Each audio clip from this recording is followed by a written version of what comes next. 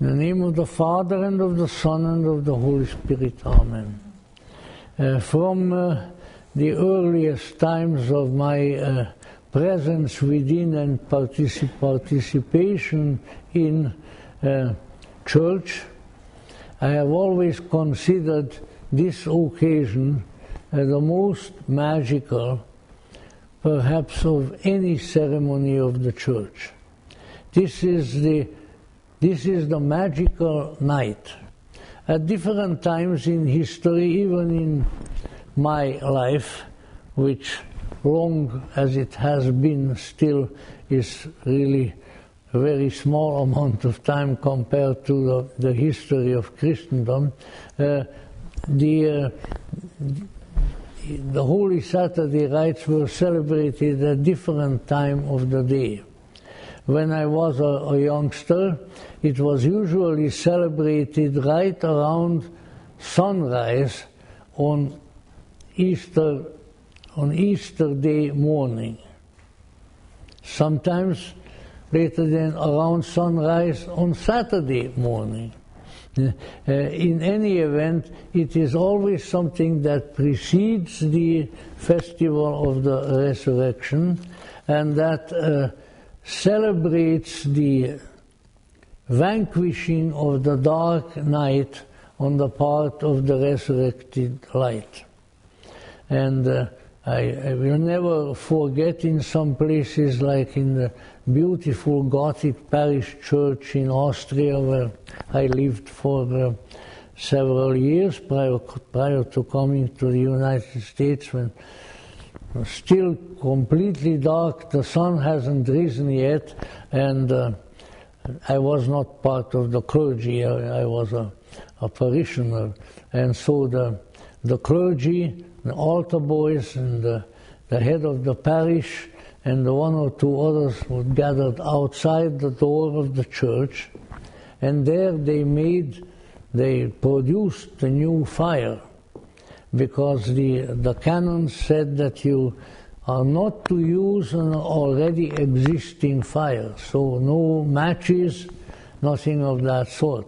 So there they were with whatever this, the little stone that makes sparks, and that you also have in your cigarette lighters, and they were chipping away at that stone, and with straw nearby, and then finally they got the spark to come to the straw and catch, and there they had the new fire, and then what being blessed just like here, and then the triple candlestick mounted on a long pole, and that preceded the procession, and then in the church that was just pitch dark, you couldn't see anything down the central aisle, up, moving slowly up in the air, the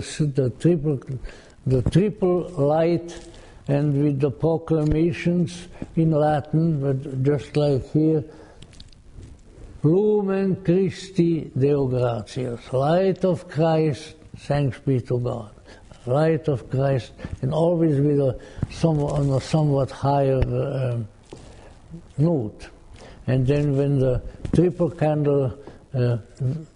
triple light brought into the sanctuary of the church, then the blessing of the Paschal candle, which was always there, and lighting the Paschal candle, and from there the lighting of all the lights in the church. Often depending on the time when this took place, because I said it had changed even in my lifetime as to the chronological sequence, when the lights are lit in the sanctuary, then for the first time in the season of Lent, and so in a more or less a 40-day period, for the first time the church bells are rung. The sort of the popular legend was always that on Ash Wednesday the bells fly away to Rome. Why to Rome? Well, because that's sort of the most important place in the church, and that they come flying back at Easter. And so then all the bells are rung, and the first Mass of the Resurrection, the Alleluia Mass, as we used to call it, is said at that time. So it is a great magical moment. But once again, as we were sort of feeling our way last night on the meaning of the mystery, the Palestinian mystery play, once again we need to keep in mind that there are layers upon layers of meaning, and that the more of these we can get hold of and internalize, the better off we are. Of course, I'm sure there are so many meanings that we could become older than Methuselah and we still wouldn't have been able to count them all.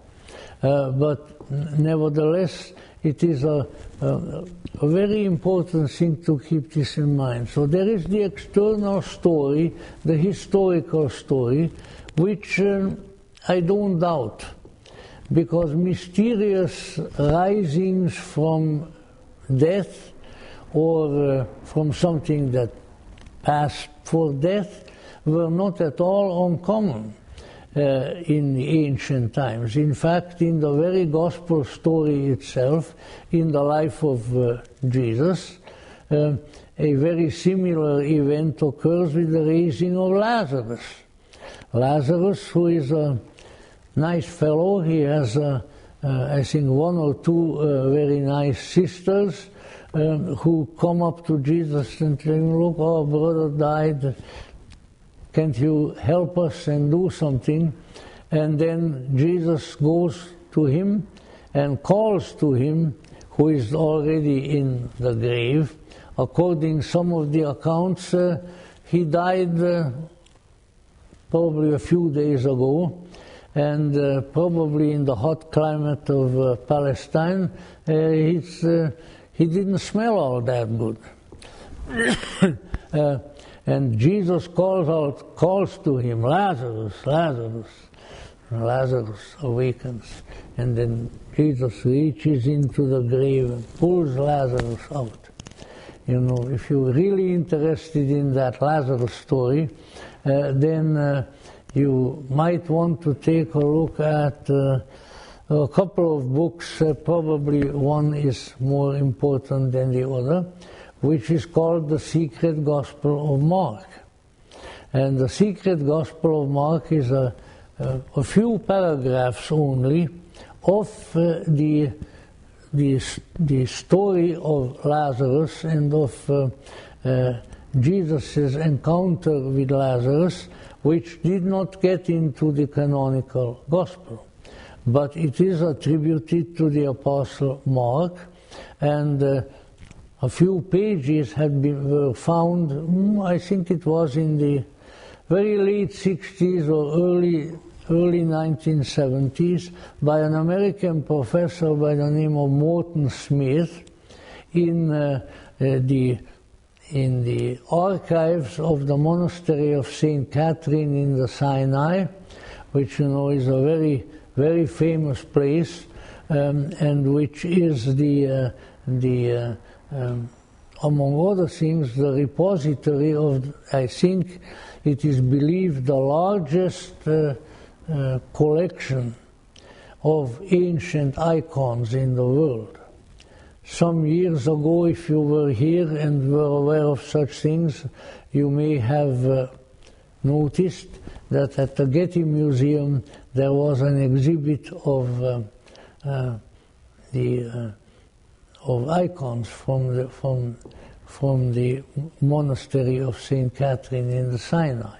Obviously not all, but quite a good collection of them. They were really marvelous. I think I managed to keep the book which was available at that time, which had that particular collection very nicely depicted. And you know, with the icons came well, I'm almost tempted to say a contingent, a military contingent of monks, Greek monks from the monastery of Sinai. And they were there day and night at the Getty Museum, keeping watch that nobody would touch and nobody would steal or in some way injure the holy icons. They were just walking around there with their short Orthodox rosaries and their big beards, and you could tell that those monks meant business. And so we were told by the people who worked there that there were always some of them awake, night and day. They changed. So very, very interesting people. Now it is in that monastery that this fragment of the secret Gospel of Mark was found by Morton Smith. Now, I know the details probably don't interest us all that much, but what it really was a letter which Saint Clement of Alexandria, a great saint in the Orthodox Church, but also recognized in the Western Church, wrote to somebody in Alexandria. And in that letter he quoted several paragraphs from this secret Gospel of Mark, obviously approving of it. So they can say, oh, this is some kind of a heretical balderdash, because after all, Clement wrote approvingly of it. In it, he says a few words about the fact that, you know, that the raising of dead, of bringing the dead back to life, was not an entirely uncommon activity at that time, and that there were holy men and magicians who did that sort of thing. Probably not hundreds of them or so, otherwise maybe there would have been an overpopulation of Alexandria and Egypt, but nevertheless they did. And so in this case, let's say there is indicated in that letter, and certainly on Morton Smith's description and commentaries, that this was a very special raising of the dead. That this was something maybe a little more unusual, a little more powerful than generally went on in Egypt and surrounding areas at that time. And that primarily consisted in the fact that Jesus performed an act of sacred magic in raising Lazarus. In fact, then later on, Morton Smith wrote a book motivated by this discovery after the text itself with commentaries was published, and that book is entitled Jesus the Magician. So if you ever find it, I think it's very worthwhile reading, very worthwhile material. And what then is the kind of magic that we are speaking about here? Well, it's obviously not the kind of magic wherein rabbits are being pulled out of hats,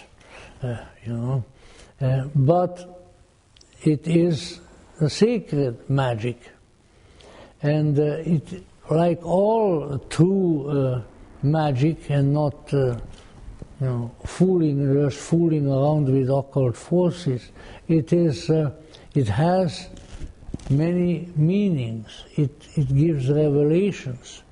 And in the quotation from the secret Gospel of Mark, it actually states that after Jesus brings Lazarus out of the grave and they talk, then he stays there in the village overnight and he spends the night in magical discourse with Lazarus. He instructs him in secret and mysterious things. And then in the morning, he says goodbye to Lazarus and his sisters and goes across the river and continues with his journey.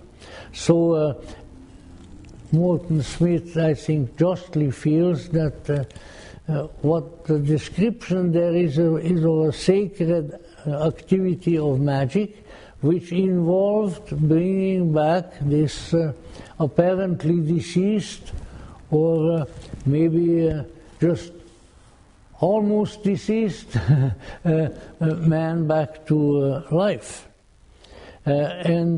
So I think it brings to our attention that the issue of bringing back to life, resurrection, whatever you wish to call it, is a great magical secret. And it's not only the outer appearance where you know, we don't exactly look forward to our demise, as I think we have particularly experienced in the last year. People are doggone scared of dying. It's a natural fear, which, however, at least in my estimation, is something we should not succumb to. Because first of all, being afraid of anything, it doesn't usually help. It doesn't take the danger away. And in some circumstances, being afraid may increase the danger. Now, we can't go into too much detail on that sort of thing because we really don't know that much detail. But I can tell you this much, there's no experience like personal experience that when I was for several months as a 13-year-old, I just passed my 13th year, a 13-year-old civilian, obviously without any uniform or without any weapons, in northern Hungary, right in the middle of the front line. The doggone front line wouldn't move for a long, long time. And every day, artillery fire, bombing, machine gun fire, all sorts of things, you name it. And obviously among the people who were, it was a little village, among the people we knew, some were pretty doggone scared, but others were not. Being a 13-year-old, I wasn't at all. And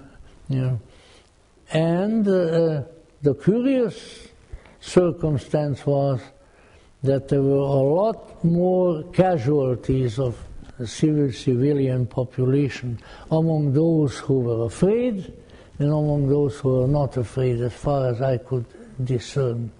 So I am not saying that being scared draws the angel of death to you, but let's say there are some curious circumstances that prevail.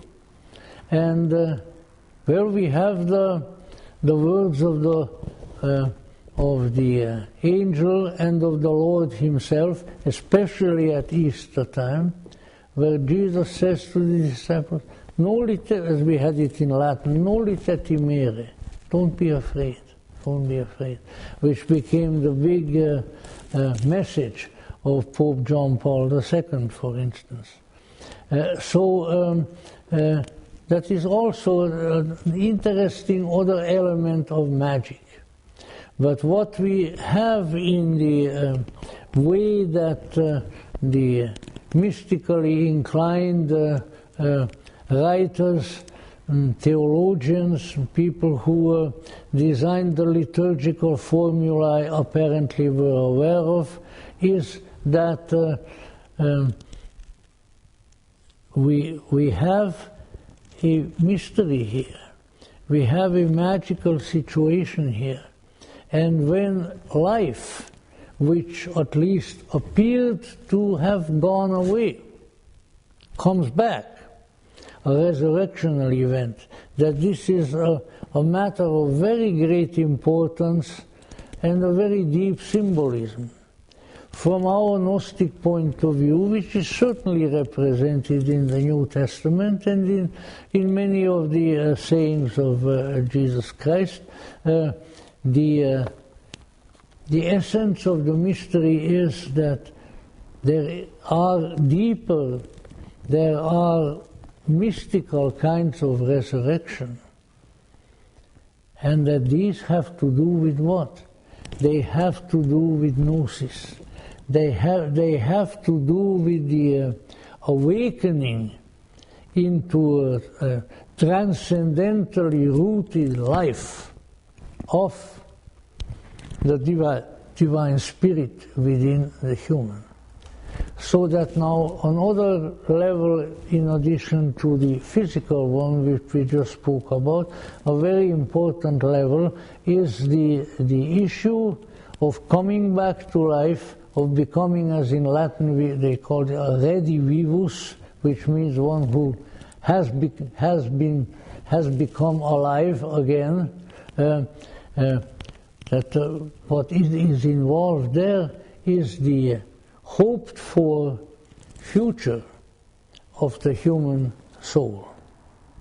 That really, in a spiritual sense, in a mystical sense, until we have gnosis, until we have a vital contact, even for a very short time, with the transcendental, with the great cause of all, with the real life, until we experience that, in a spiritual sense, in a symbolic sense, we are dead.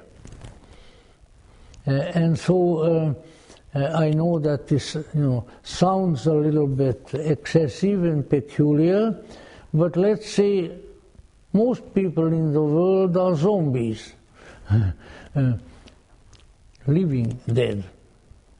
Why? Because the spirit is dead within them, or at least is, you see, in German, the German is a very precise language, right? And the German language for someone who is spiritually dead, or who, maybe like often happened in earlier times, people were just in some deep coma, and relatives and everybody thought that they were dead, but they buried them. Then they woke up inside the grave, which I'm sure is not a pleasant experience. But the German word for it is Scheintod, a seeming dead. And so we are like that. We act alive, but in a spiritual sense, to the extent that the Christ in us, that the real self is not awake, it is like Lazarus in the grave. And that is where we need to subject it to the divine magic. We need to meet the higher self. We need to meet the Christ's representative, who can awaken us to the real life. And that is, I would say that is a very, very important element in the story of Easter. And these meanings, which, well, to most people are secret, although I'm sure that they have been known to various mystics and Gnostics before, these are responsible for the excitement, the good feelings, the joy that accompanies a mysterious story and a festival based on a mysterious story like Easter.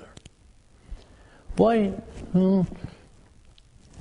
would people be so happy and so excited for thousands of years about a holy teacher in Palestine who apparently was executed, and who somehow, it would seem, it isn't even very certain from the scriptures, came back to life. The reason that it is exciting, the reason that we have sunrise services, I suppose they still have it in Hollywood Bowl.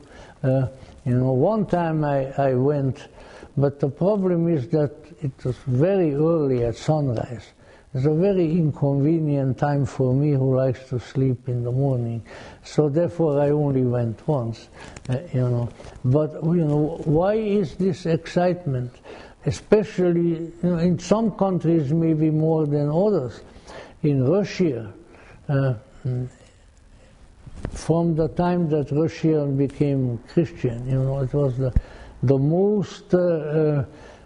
most joyous, the most exciting, the most popular holiday, always Easter. And that is true in many other countries as well. So, why? Just because somebody, even though he was a great and wonderful person and a representative of the divine to humanity, apparently came back to life? I don't think so. I don't think that's the whole story. But that somehow this story of somebody dying in a particularly unpleasant manner for that issue, and then when they go and look for him, not there. And mysterious being sits on the grave and says, he is not here, he is risen. Now, this story, when properly told and when believed in and told over and over again every Easter time, this awakens a mystery inside of the people who read it or hear it, or in some other way it is brought to their attention. And what is that? Well, I would say probably again there are meanings upon meanings. We live in a reality which is capable of an almost innumerable meanings that can come to us. But certainly this one is very, very important, namely that inside of us there lies a spirit, and it is like in a tomb. It is confined. It is in the grave. It is for all intents and purposes dead. And I think that's easy to tell, probably more easily when we observe other people, because we love to be critical of other people and certainly not of ourselves, and we all know that. But let's say, you see, all right, where is the spirit in that guy or in that gal? Where is the higher self? Where is the... you can spend a lifetime with some people and you never encounter their deeper side, because there doesn't seem to be any, and you can do all kinds of things and it still won't come forth. But that there is a possibility of that sort, that we are shackled, as William Butler Yeats, the great magical poet, wrote in one of his poems, speaking of himself. He said that I am, how did he say it? I am chained, I am shackled to a dying animal. A dying animal being the body. So there is something important here. When people contemplate, even in a superficial way, maybe just going to a sunrise service, maybe just dropping in a church or a chapel on Easter, and they come in touch with this strange, mysterious mystery. That's a tautology. That's too much of the same word. They something stirs within them. Something is awakened. Something is pushing against the stone, which is in the stone of the personality. And if that happens powerfully enough, maybe often enough, maybe the stone will move away.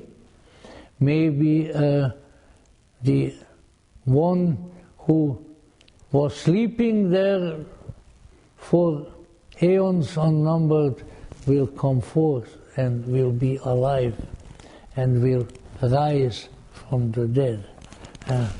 I have in past years, probably no Easter passed when I did not quote this, but now I even wrote it down owing to my geriatric memory. He who has the strength to roll away the stone of matter from the door of his own inner sanctuary, he has the risen Christ in him. Who do you think wrote that? Somebody whom probably a lot of people call a pagan and a heretic, but who knew what the very essence of the story was, and it was Madame Blavatsky. You know, and of course others have too. So this is the deeper level of understanding. This is the mystery, the recognition of an incredible potential that Easter can bring to us. And it brings it mostly on an unconscious or preconscious manner. The whole issue of rising from a tomb and then being still about and performing various sacred deeds, this awakens something. This speaks to something deeper. Maybe there is a still small voice, as it has been called, inside of us that calls out, watch out, I can do it too. You thought that I was dead, but I am not.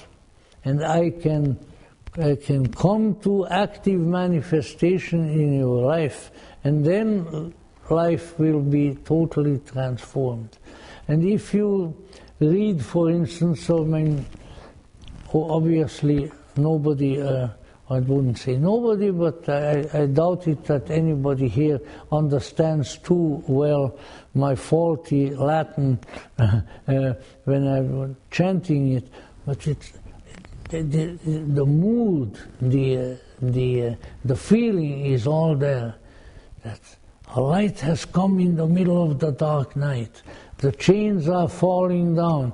We are no longer, the Christ is no longer locked up, is no longer enslaved, is coming forth and is alive. And the night wherein this happens, because here it definitely says that the resurrection occurs at night. The common notion is that it is at sunrise. Well, that's just when the night goes away too. And the darkness of the night, the inert condition, the lack of responsiveness to the greater life goes away. And all of a sudden, the Great One comes forth, and everything changes. And this is something that we need to think about.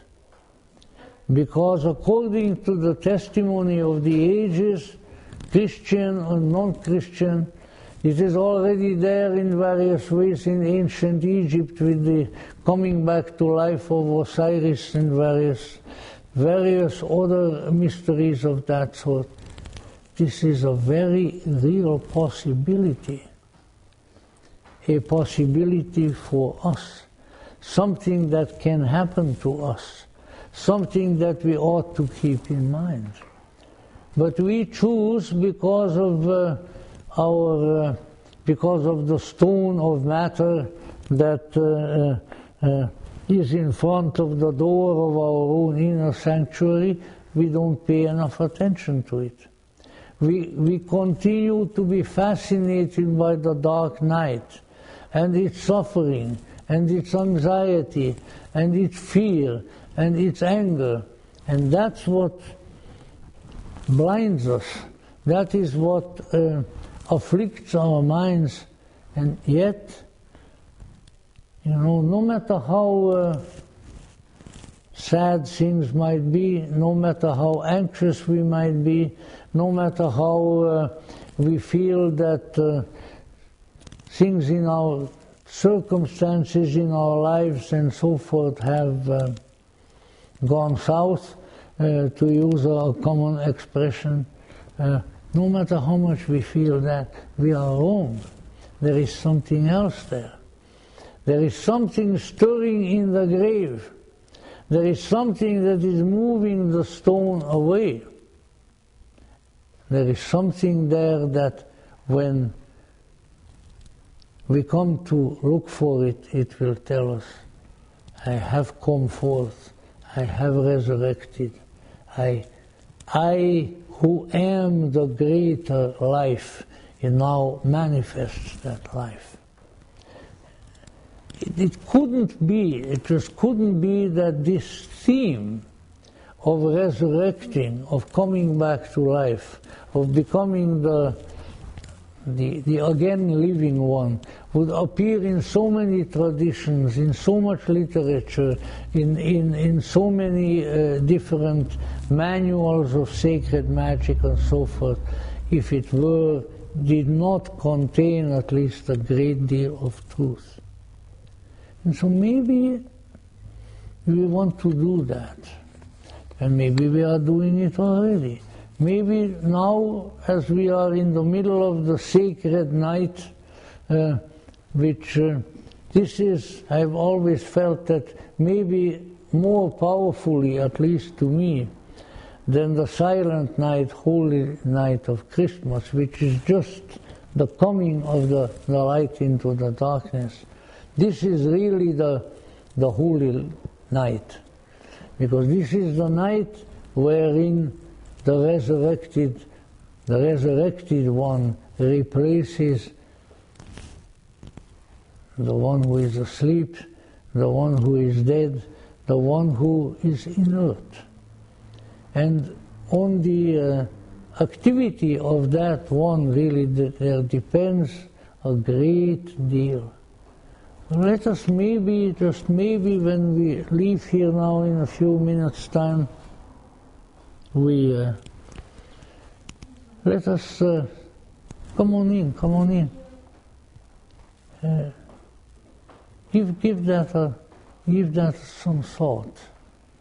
Maybe for us, the dark night will stop. Maybe the stone will be rolled away. And maybe when our lesser selfhood, our personality, our anxious and scared and angry selfhood asks, where is the one who could help me? Where is the one who could inspire me? Where is the one who can put an end to this dark night? Then there will be a presence there saying, he is not here. He is no longer locked up by the tomb of matter. He has come to life. He is the redivivus. He is the one who is alive. And when that message comes to us, then everything will change. It will be quite different, and different in a good way. Because life, the life of life, as it has also been called, is the life of the Spirit within us. One of the most frequent amulets, sacred objects worn on the chains around the neck or so forth of the Jewish people is the letter Chai. And each Hebrew letter, as you no doubt know, has has a meaning besides just being a letter. It is a word. Like Aleph means an ox and so forth. And what is high? High is life. Life. Oh yeah, you can use it in a ordinary sort of way, like, I don't know, in the play with the Tevye and there of the fiddler on the roof, to life. But there is another life. There is the life which comes forth from the tomb, the real life. And when that life arises in you, and I hazard a guess, a fairly educated guess, that there are not so many of us here, of course, tonight, but there is no one in this room who at some time, at some point, has not felt that life. There were times in our existence where we felt utterly alive. Joseph Campbell said that all mysticism and all the symbolism of the mystical has to do with acquiring more and a higher life. That is what we really seek. We seek life, more life. And when that life comes forth, that is the resurrection. The life which has been confined in us now moves, now comes forth, and now comes into its own. Now, isn't that a wonderful prospect? All right, you say, well, I don't feel it happening. In the story itself, in the Palestinian mystery play, I am sure that all these disciples didn't feel it happening either, until Mary Magdalene and the women who felt it happening. That is where feeling the real, discerning what might be happening under the surface is so terribly important. Then they knew, and so we must feel that life. We must feel that high. And maybe when we go home and strengthen ourselves with something that contains a spirit, it's an interesting thing that in English alcohol is also called a spirit. There is a spirit in the liquid. It's not just a liquid. There is a spirit there. When we come to the awakening of that spirit, we say, oh, it's coming forth.